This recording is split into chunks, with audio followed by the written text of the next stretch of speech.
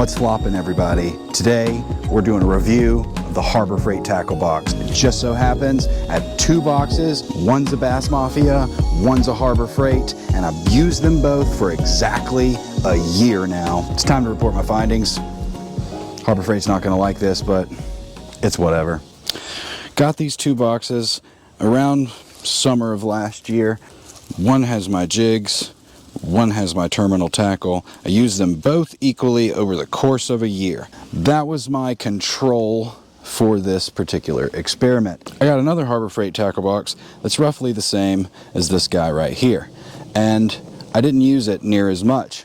Because I didn't use it near as much, it still has a ton of life left. It still maintains keeping water out, not letting my stuff rust over time. But here's the issue. As you can plainly see here, I've already lost one and two of my hinges. Now, of course, this doesn't help at all to keep water out, as you can plainly see right there. The hinges, well, they're garbage. This one's starting to give out as well. It does still keep it closed, but it does not keep it waterproof. I have another one of these that I did not use near as much, and it's still showing signs of being a decent tackle box. On the flip side of that, this Bass Mafia box that is containing my terminal tackle that I use almost every single day that I fish. Pretty much every single day. This one, while not maintaining keeping all of the water out, as you can plainly see in some areas here, there's some oxidation from rust there from a few of my hooks. But the good part about this is all of my latches are still functional. It opens, it closes, and just generally still works. Why is this a problem? Well, it's a problem because this box is only about $6, $7 tops. This box, as you can hear, I'm not that easy on things. This box, while being the same age and holding up longer, this box is about double the price. I believe I paid around $15 for this box at an actual tackle store. Get over here. I don't want you to get eaten by a gator today. Let's go. So what does this mean? Well, this means for the average fisherman who does not really fish that much, say you only go on the weekends or you just use them to kind of store your stuff in most of the time. Well, I think this is going to work pretty good for that application. Now, if you're going fishing every day,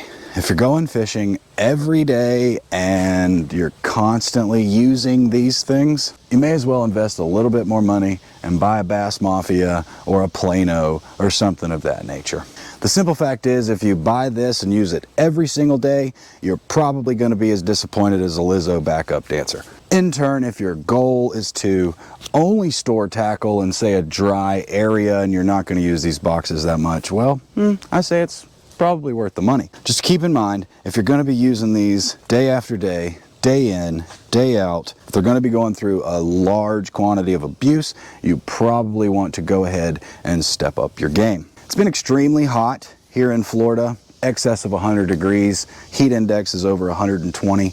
And this has been pretty consistent for a few months now. These boxes during summertime, last summer, this summer, they are in direct line of sight of the sun. They're in direct sunlight. So I'm sure that the decomposition of the breaking down of the plastics via the harmful UV rays had something to do with why they broke down as fast as they did. And the ones that I didn't use that much, well, they're still intact.